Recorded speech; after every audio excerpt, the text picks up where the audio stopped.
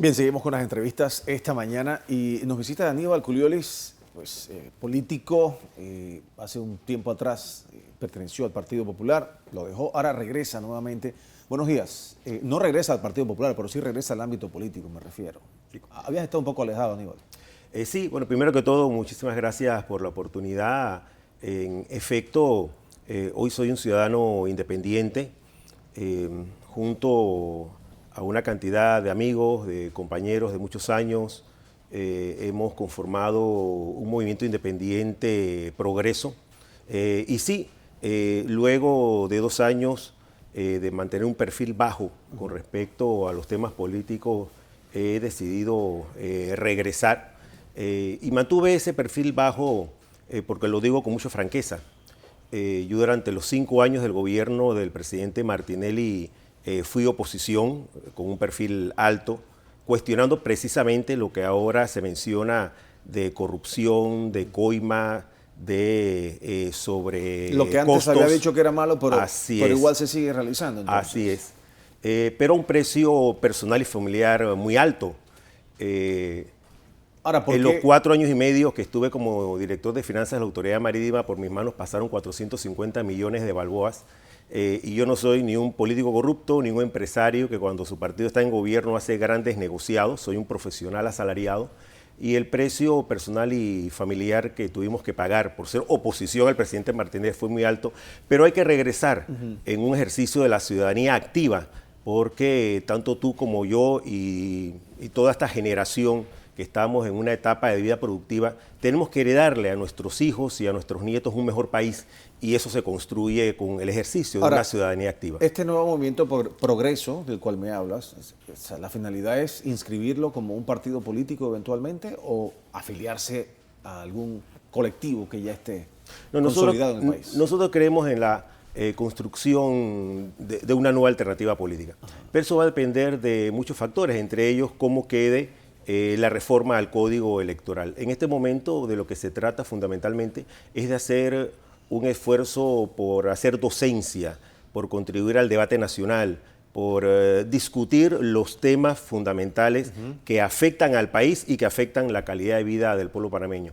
Pero bueno, dejemos ese tema y vayamos a la agenda ciudadana. Sí, antes de pasar a eso, o sea, las intenciones de ustedes serían un partido de derecha, de izquierda, de centro derecha, de centro izquierda, o sea, ¿cuáles son las líneas a seguir? Bueno, esa pregunta involucra un programa para desarrollar una respuesta amplia, ¿no? Yo creo en el humanismo, yo creo en el humanismo cristiano. En mi vida pública y privada creo en esos principios de primacía de la dignidad de la persona humana, de construcción del bien común, del ejercicio de la política como una vocación de servicio. Creo en la justicia social, creo en la distribución de la riqueza, creo en una democracia mejor representada, pero más participativa. Creo en una economía no solamente de mercado, sino una economía social y ecológicamente sostenible de mercado. Yo creo en esos principios y valores de integridad, de honestidad, de participación, de transparencia. En el gobierno de Mireya Moscoso, ¿dónde se recoge esto? El principal promotor de lo que después se aprobó como la ley de transparencia. Yo creo en esos principios y valores y considero que muchísimos panameños creemos en principios y valores de esa naturaleza, pero el abandono de los partidos políticos de esas buenas prácticas ha llevado a que la inmensa mayoría de la ciudadanía, aunque hay un gran porcentaje inscrito en partidos políticos, han perdido la confianza y la credibilidad en los partidos políticos. ¿Dónde se recoge todas esas cualidades de las cuales me has hablado que debe haber pues, en un partido político, en uno de derecha, en uno de izquierda, en uno de centro? O sea, eso no está definido entonces. No, porque yo tengo el convencimiento de que el término izquierda o derecha es menos ideológico y es más político en la práctica, ¿no? Nosotros hemos encontrado, y mucho, no solamente en la experiencia de Panamá, en la experiencia latinoamericana, ¿no? Corruptos que son de derecha y corruptos que son de izquierda, ¿no? Presidentes de partidos presuntamente democráticos que después son unos autócratas prepotentes, o presidentes que surgen de partidos de izquierda que luego se convierten en dictadores. Entonces, pienso que más allá del tema ideológico es la práctica política que define si la persona o el partido político esos principios y valores los lleva a la práctica y son un compromiso de vida o si son demagogia. Bueno, eventualmente veremos entonces hacia dónde Seguiremos conversando sobre el tema. dónde se enrumba todo este proyecto. Actualidad nacional, lo que estamos viendo, el tema de las investigaciones por corrupción que se están dando, de alguna manera criticada por algunos porque simplemente en el caso de Odebrecht en particular, pues una compañía que ha estado aquí, una constructora que ha realizado obras por 11, 12 años aproximadamente, pues simplemente se limita la investigación a un periodo. ¿Cómo tú ves esto? O sea, el clamor de mucha gente es que se investigue todo.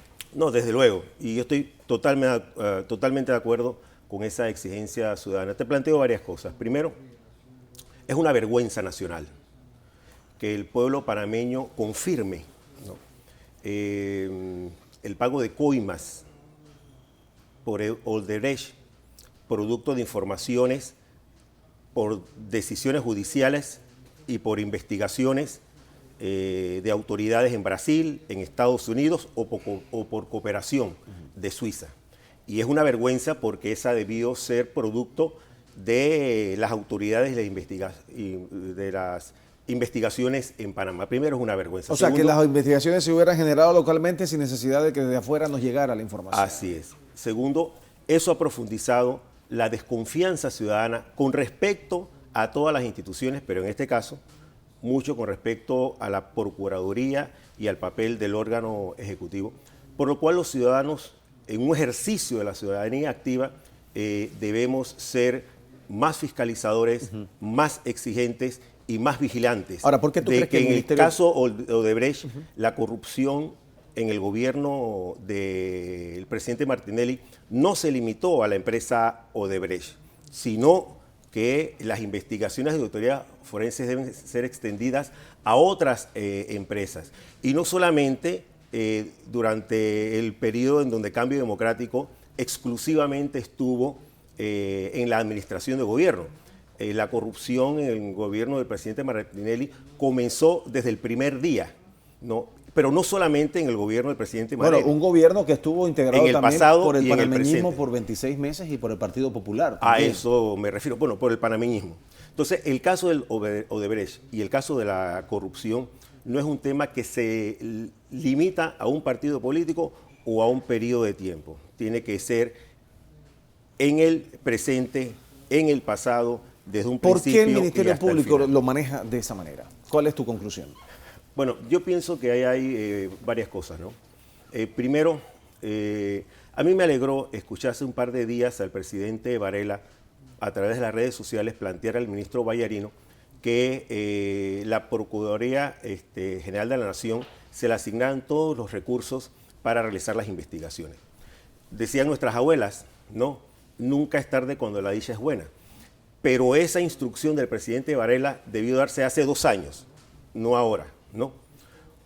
O la decisión del Consejo de Gabinete de que los ministros se incorporaran a los procesos de investigación y de, O sea, la Fiscalía. presentaran denuncias. Así es. Okay. Y qué bien que lo hizo, pero producto en gran medida de la insistencia del Procurador General de la Nación. Eso se debió haber hecho hace 2 años. Entonces sí, hay un criterio de justicia selectiva que pareciera no haber criterio a la hora de tomar decisiones. Te pongo el caso de la Caja de Ahorro.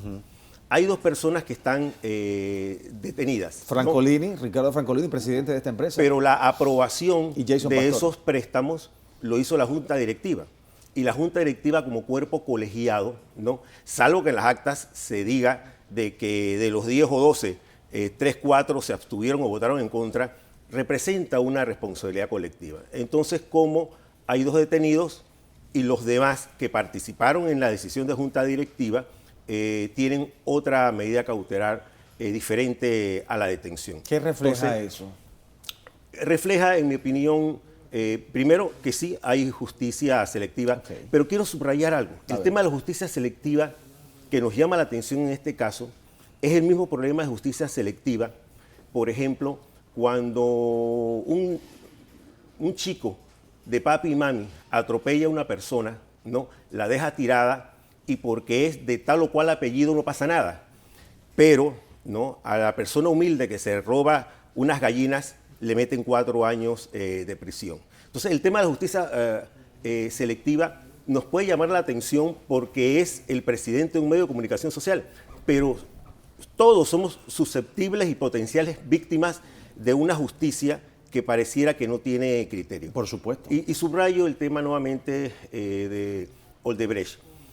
Hemos estado hablando del pago de coimas, pero en el caso de Odebrecht no solamente están las coimas, están los sobreprecios, la plusvalía y el exceso de ganancia que Odebrecht pudo introducir a través de la corrupción y del abuso del poder por parte de autoridades en todos sus proyectos. Si de los 59 millones a los cuales hacemos referencia, hacemos una extrapolación a los 9.200 millones que Odebrecht estuvo en contratos, estamos hablando de coimas y de sobreprecios. 9.000 en 11 años. Exacto, de entre 4.000 y 4.500 millones de balboas. No estamos hablando de 59 millones.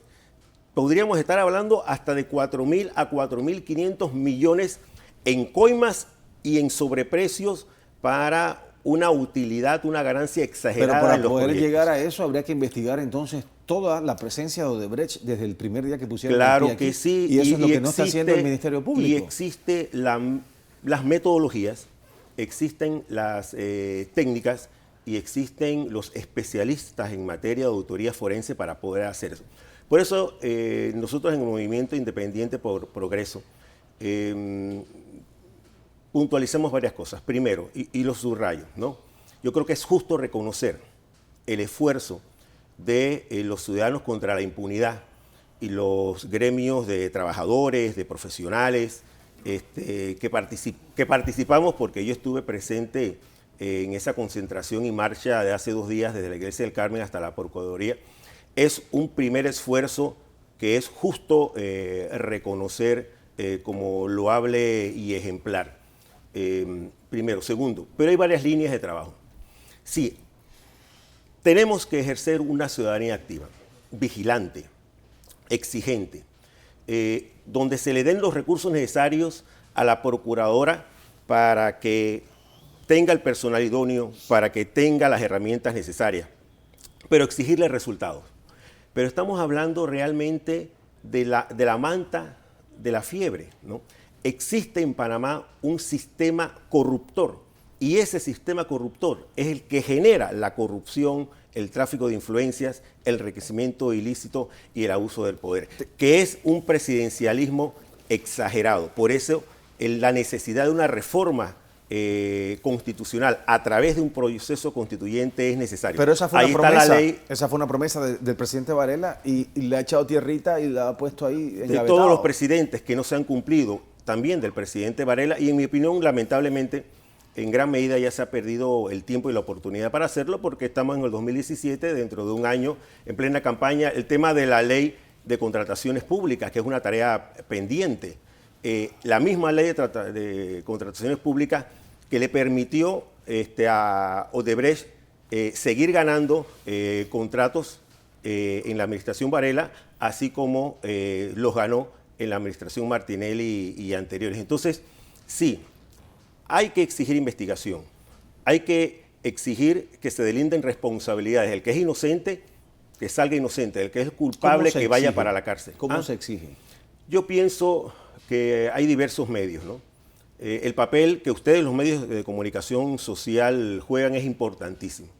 En gran medida, papel que satisface un espacio, llena un espacio vacío que no cumplen los partidos políticos en función de orientar, en función de hacer docencia, en función de exigir respuestas. La participación ciudadana, iniciativas legislativas, por ejemplo, presionar a la Asamblea Nacional para que finalmente modifique, le ponga control a una ley de contratación pública permisiva, que ha sido la ventana de oportunidad para casos de corrupción como lo de Odebrecht y de otras. Por ejemplo, en la ley de transparencia. Yo fui el principal promotor de la ley de transparencia. con Ernesto González Ramírez cuando fue presidente de APEDE. Luego que se aprueba la ley, Mireya Moscoso la neutraliza a través de un reglamento, y a la ley de transparencia le falta colmillo y le falta garra, ¿no? Pero también hay otras iniciativas. Por ejemplo, mira, en los países desarrollados hay leyes que identifican como de las puertas giratorias, ¿no? Personas que vienen del sector privado, si nosotros revisamos lo que han sido nuestros periodos de gobierno, nos daremos cuenta de dos ejemplos que te voy a plantear.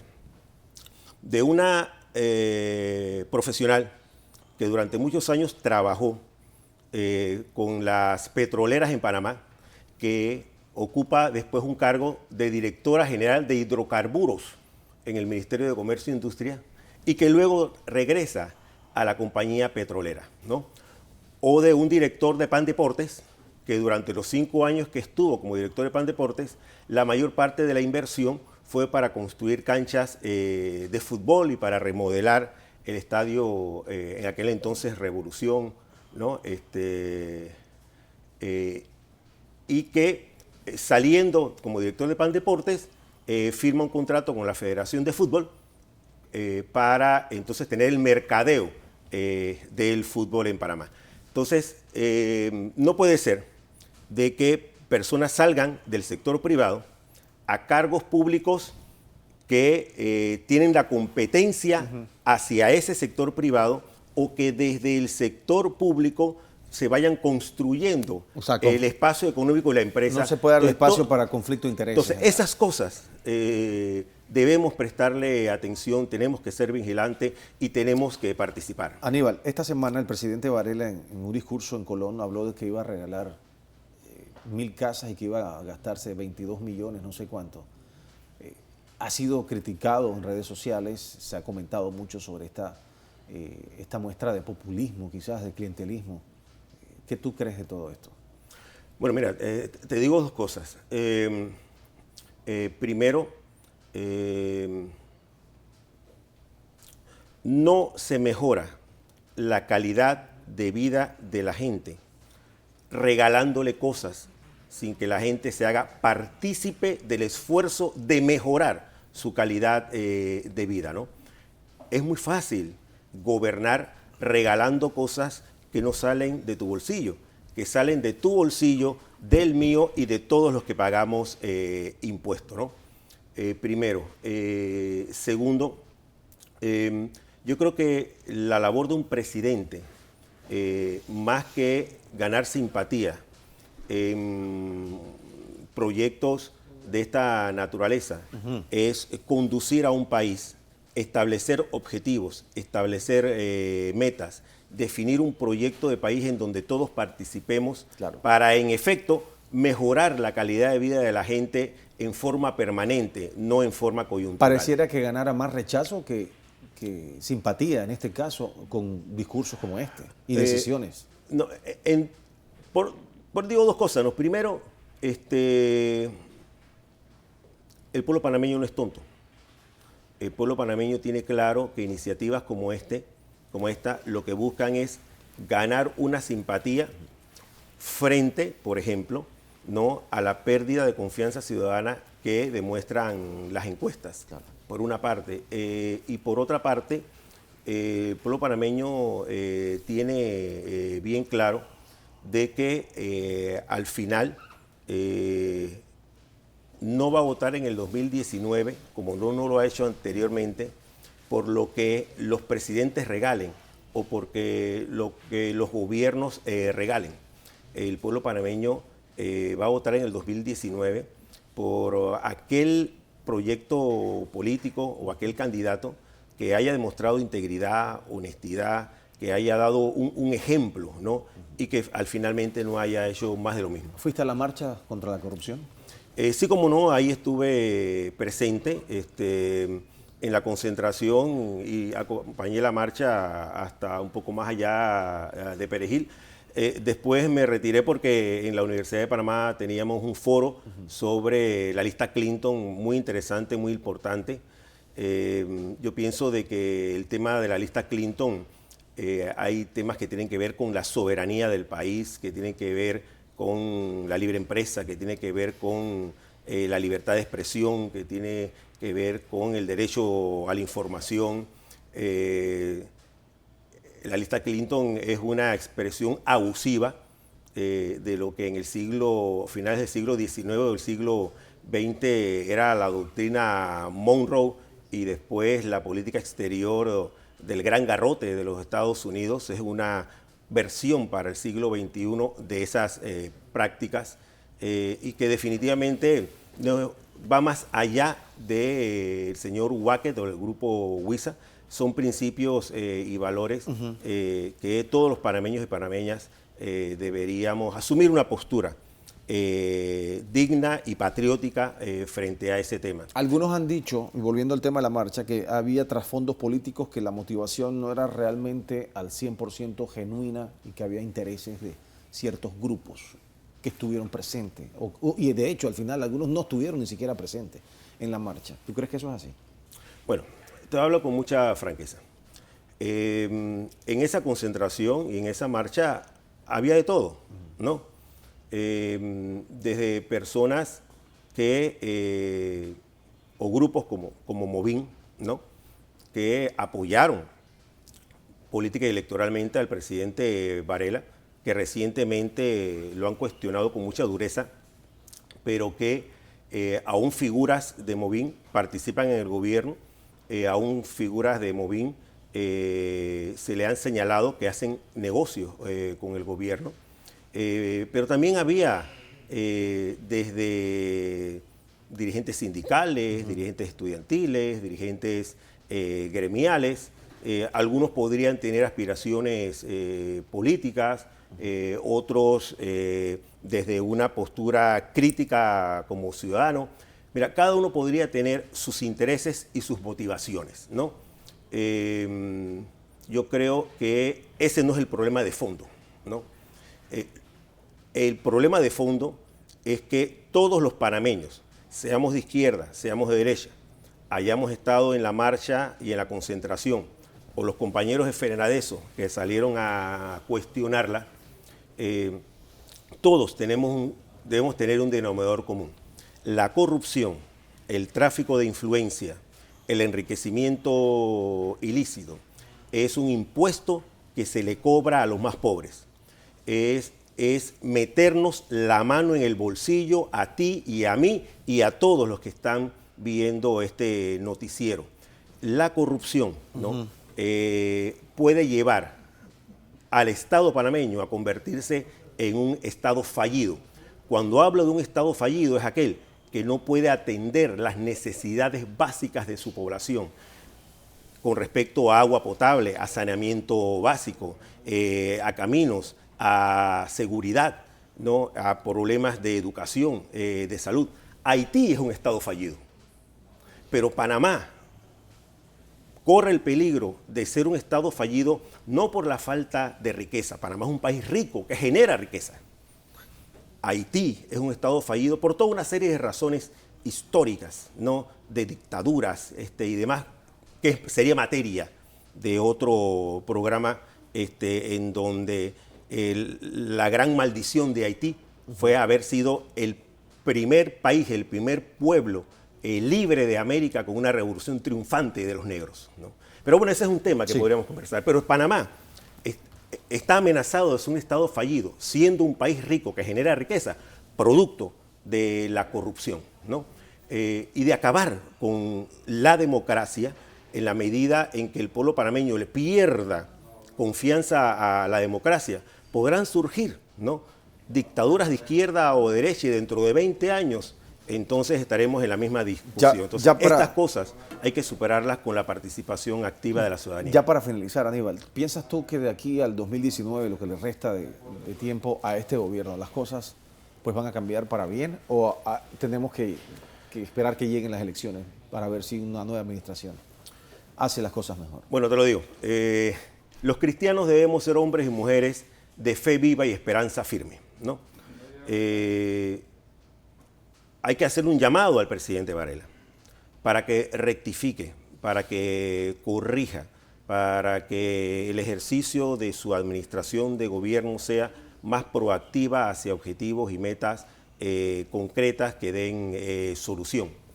En un país tan pequeño como Panamá, siempre hay que desearle a los gobiernos que hagan un buen gobierno para todos, porque a todos nos beneficia. Porque cuando los gobiernos hacen un mal gobierno, todos quedamos perjudicados. Entonces hay que hacer un llamado al presidente Varela para que corrija, para que rectifique, para que establezca prioridades, para que dinamice su gestión de gobierno. Pero esa es la responsabilidad que le corresponde al presidente Varela y su gobierno. Nuestra responsabilidad, la de los gremios, la de los partidos políticos, la de los movimientos cívicos, la de los ciudadanos, es ejercer la democracia, que no es cada 5 años cuando vamos a votar. El ejercicio de la democracia es día a día. Exigir que esos cambios se den, pero también ser proactivos en tomar iniciativas para que las cosas mejoren, como las que te mencioné. Y sí, definitivamente no se pueden perder 2 años y medio. Hay que procurar que el país avance. No podemos esperar 2 años y medio para que en el 2019 no culminen las investigaciones, no se deslinden responsabilidades, no se recupere el patrimonio mal habido. No. En todo lo que se pueda avanzar con la responsabilidad y la participación del gobierno y de la sociedad, claro, se debe hacer. Y en el 2019 cada uno tomará su decisión. Hay quienes piensan que lo que estamos viendo ahorita es lo que va a prevalecer y va a seguir igual hasta el 2019. Bueno, si es así, sería muy lamentable para todos. Muy bien, Aníbal Culioles, gracias por la visita y pues compartir con nosotros esta mañana. Gracias a ti, bendiciones. En Next Noticias. Vamos a